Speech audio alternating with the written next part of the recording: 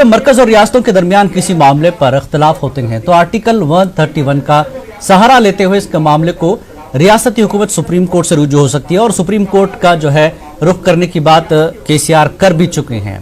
तो क्या करारदाद पास करने के बाद सरकार सुप्रीम कोर्ट का दरवाजा खटखटाएगी? फिलहाल तेलंगाना की आवाम को क्या मैसेज दे रही है तेलंगाना की आवाम?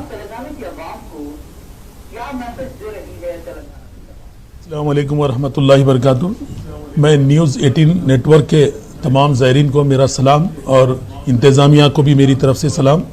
खुसूसन तेलंगाना राष्ट्रीय समिति और हुकूमत तेलंगाना का स्टैंड बिल से लेकर, जब बिल पार्लियामेंट में पेश किया गया तब से लेकर आज तक साफ और खुला है। खुसूसन अब जो हमारे असेंबली का जो बजट इजलास भी जारी है उसमें भी मेरी रियासत के वजीर आला कल्वकुंतला चंद्रशेखर राव साहब ने साफ तौर पर यह कह दिया, ना सिर्फ इसके खिलाफ करारदाद मंजूर की जाएगी बल्कि एनपीआर पे भी स्टे लगाया जाएगा।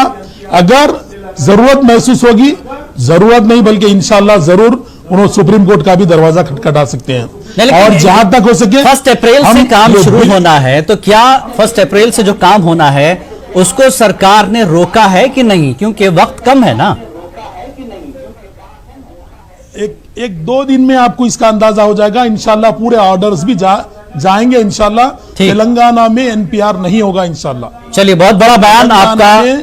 टीआरएस में एनपीआर नहीं होगा के तर्जुमान की टीआरएस लीडर की तरफ से इसको तस्वुर किया जाएगा।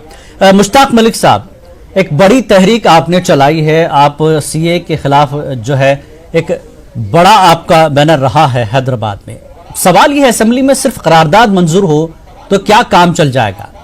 कितना फर्क पड़ सकता है? मरकजी सरकार को अपनी बात मनवाने के लिए कहां तक कोशिश करनी चाहिए रियासत को? मुश्ताक मलिक साहब।